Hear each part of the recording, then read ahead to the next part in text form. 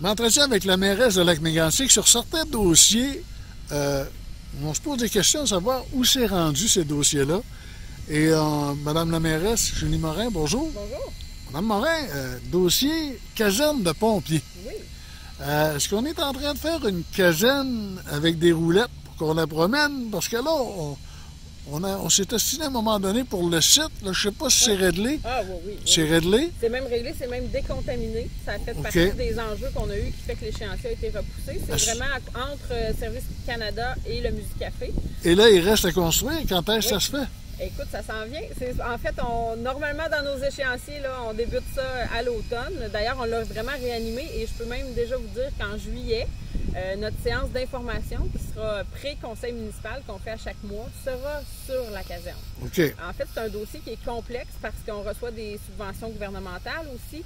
Et là, récemment, le gouvernement avait changé son mode de répartition. Vous savez qu'on est avec d'autres municipalités dans ce projet-là. Il y a Frontenac, il y a Marston, il y a Piopolis aussi. Alors, il a fallu se rasseoir avec eux.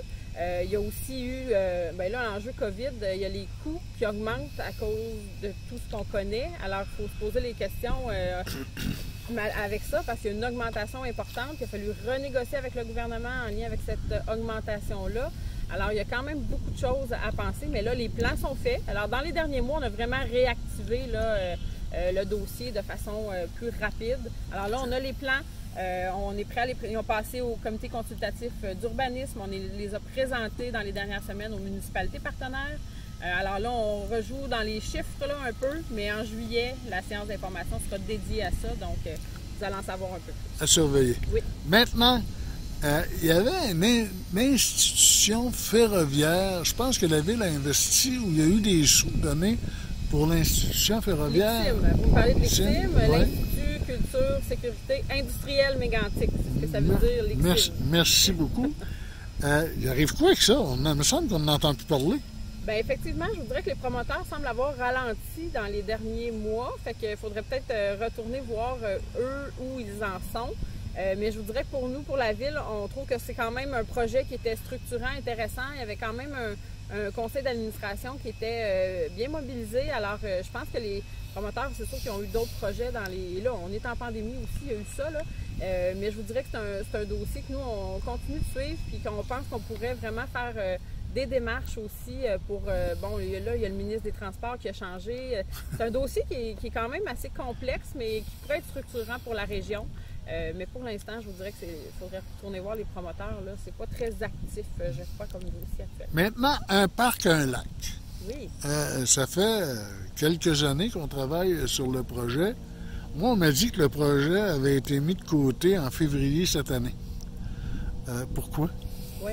En fait, là, vous dites un parc, un lac, c'est vraiment le nom qu'on a connu dans les dernières années, mais plus récemment, il avait changé pour Isla Stella.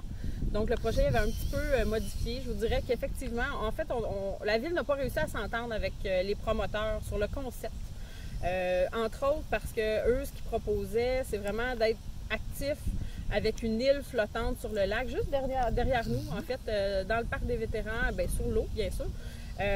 Durant l'été, donc 10 semaines, on parlait de 100 000 visiteurs en 10 semaines qui allaient venir à Lac-Mégantic.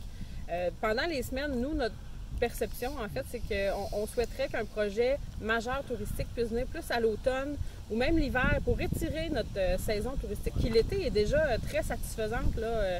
Nos hébergistes sont pleins, alors on souhaiterait que ce soit ailleurs. Il y avait aussi l'enjeu, je vous dirais, du lac. Vous savez que la protection du lac Mégantic a pris quand même des ampleurs dans les derniers mois, dernières années. Alors, de faire une île comme ça sur le lac, on a certaines hésitations à l'idée que des gens pourraient venir en bateau d'un peu partout et peut-être polluer le lac. Donc, il y avait des enjeux aussi qu'au niveau de l'acceptabilité sociale, on est dans le parc des vétérans, on le voit, on l'aime, c'est beau. Alors, où seraient installés ces visiteurs-là? Est-ce que ça pourrait freiner finalement l'accès aux résidents au parc? Il y avait des enjeux d'acceptabilité sociale dans les dernières années. Alors, on n'a pas réussi à s'entendre sur le concept. Ce qu'on est en train de faire comme ville là, en ce moment, c'est de se développer vraiment un plan local de développement touristique.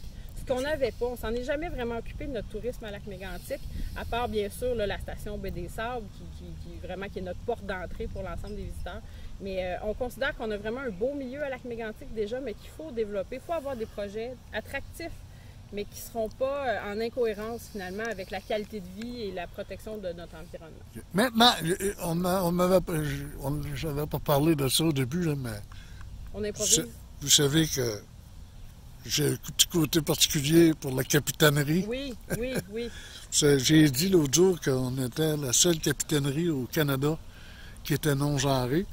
Et y a-t-il quelque chose qui arrive dans ce dossier-là à un moment donné? Ça va-tu accoucher à quelque chose? J'espère. En fait, nous aussi, on a cette préoccupation-là. Vous savez qu'on avait aussi le projet d'hôtel qui a été complexe à déployer. On l'a réussi. Alors là, on est vraiment focusé sur la capitainerie. Et oui, là, je peux vous dire qu'il y a 2 promoteurs qui ont démontré de l'intérêt. Et vraiment, ça devrait bouger là, dans les prochains mois. Mais il faut effectivement qu'il se passe quelque chose. C'est un terrain qui est magnifique. Ça va être un générateur. On le sait, les visiteurs viennent, les motos viennent et ils cherchent où manger sur le bord de l'eau. Alors, c'est vraiment une priorité qu'on a comme conseil, mais il faut quand même que ce soit un projet qui soit issu de la collectivité puis de promoteurs privés. Et c'est ce qu'on cherche actuellement, mais c'est ce qu'on pense avoir trouvé. Il n'y aurait pas moyen de... Puis là, je vous pose la question de point de même, là. Oui. Il n'y aurait pas moyen de faire un peu comme à d'Israélie. Une marina municipale. Une marina municipale, une capitainerie municipale, où il y a eu un groupe qui s'est occupé d'aller chercher des subventions. Parce que on a quand même le bureau de la reconstruction, oui. Ils sont une grosse gang là-dedans. Hein? Oui. D'en nommer un ou deux, puis dire, regarde, va voir ce qu'on peut aller chercher comme subvention, va voir ce qu'on peut aller chercher comme chose, puis on travaille là-dessus. Oui. En attendant, si les 2 autres personnes embarquent, OK, mais si jamais elles n'embarquent pas. Est-ce que ce serait possible? Oui, ce serait possible. Mais le choix qu'on a fait, nous, c'est que ce soit privé. Parce que Lac-Mégantic a déjà énormément de bâtiments.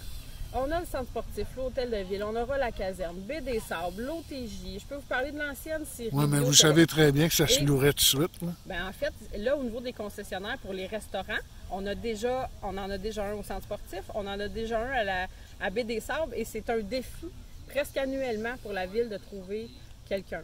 Et ultimement, quand c'est un bâtiment qui est municipal, il faut s'en occuper aussi. Donc, on serait capable de le construire demain matin. C'est l'entretien, puis dans 25 ans. Fait que d'un côté, les citoyens nous disent « ça coûte cher de taxes à Lac-Mégantic », puis il y a déjà beaucoup d'employés. Fait que le choix qu'on a fait, c'est qu'on pense que ce site-là a tout le potentiel pour qu'un privé investisse, s'en occupe et rende le lieu dynamique. C'est le choix qu'on a fait et c'est ce qu'on pense qu'il va développer. Mais vous admettrez avec moi, là, ça fait 4 ans qu'on va chercher des promoteurs et on n'en trouve pas. Là, on en a 2. On en avait trouvé d'autres avant, ça n'a pas fonctionné non plus. Croyez-vous vraiment parce qu'à un moment donné, s'il n'y en a pas de promoteurs et qu'ils disent que ça coûte trop cher et c'est trop sûr, bien, en fait, il va falloir que la ville bouge. Bien, la ville a bougé. On a mis en place des subventions pour le centre-ville qui seront dédiées pour ce lieu-là aussi, un 12 % entre autres, de subventions directes. Et c'est ces actions-là qui font en sorte que là, les promoteurs qui nous approchent voient plus d'intérêt. On a aussi, le terrain n'est pas très cher. On investit dans les toilettes publiques. Alors, ça va faire une différence aussi sur le prix du global du projet. Et on a aussi changé de zonage récemment pour permettre qu'il y ait du logement à l'étage supérieur ou aux étages supérieurs. Donc ça aide aux promoteurs à faire un projet, un plan d'affaires en fait qui soit plus intéressant pour eux. Donc c'est des actions qu'on fait, mais à long terme, et on veut que ce soit un promoteur privé parce qu'on a suffisamment de défis à Lac-Mégantic actuellement. Madame la mairesse, je vous remercie. Je vous souhaite un bon été. Merci, vous aussi, et à tous les auditeurs également. Profitez-en bien. Puis on invite les gens à venir visiter Lac-Mégantic cet été. Oui, bien sûr, c'est tellement beau. Et malgré la pandémie, il y aura des activités. Les concerts vont reprendre dans le parc. Il y a le grand parcours Marcheurs d'étoiles, le marché public qui est là. Il y aura des événements. Alors venez nous voir, ça nous fera plaisir de vous